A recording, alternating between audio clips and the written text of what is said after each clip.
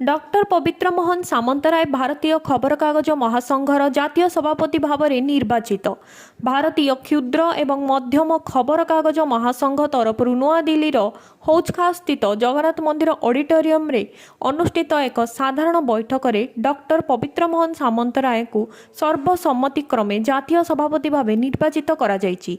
एही निर्वाचन प्रक्रिया संगठन रे मुख्य निर्वाचन अधिकारी श्री शिवप्रकाश और श्री के संजीवଙ୍କ तत्वावधान अनुष्ठित होइथिला। एथिरे देशर विभिन्न राज्यर प्रतिनिधि माने अंशग्रहण करथिले। संगठनर संविधान अनुसार 2025 रु 2027 अवधि पाई निर्वाचन आयोजित होइथिला। एथिरे विभिन्न जातीय और राज्य पदवीमान नामांकन होइथिला। एही समय रे डॉक्टर सामंतराय को जातीय सभापति भावे सर्वसम्मतिक्रमे निर्वाचित करा जायथिला।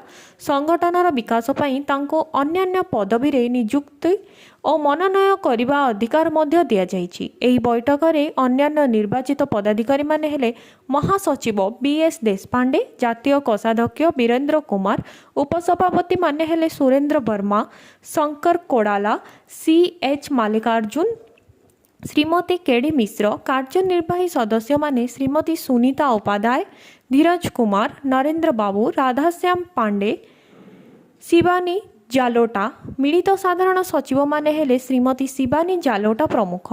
एहासह विभिन्न राज्य और अंचल निम्नलिखित नियुक्ति होइछि।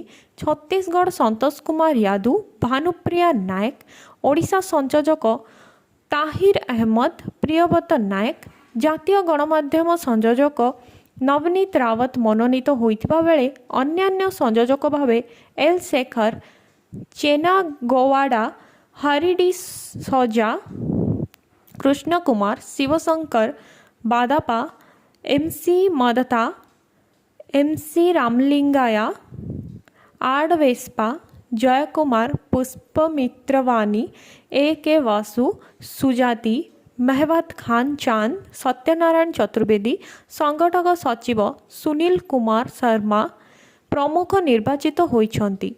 निर्वाचित समस्त पदाधिकारी को फूलमाल, पुष्पगुच्छ और निर्वाचन प्रमाणपत्र दे सम्मानित करा जायतिला। शेषरे पहलगाम घटना रे देहांत होइतिबा लोकमानंकु श्रद्धांजलि देबा पई 2 मिनिट नीरव प्रार्थना करा जायतिला। न्यू दिल्ली ब्यूरो रिपोर्ट, पर्यवेक्षक, ओडिशा।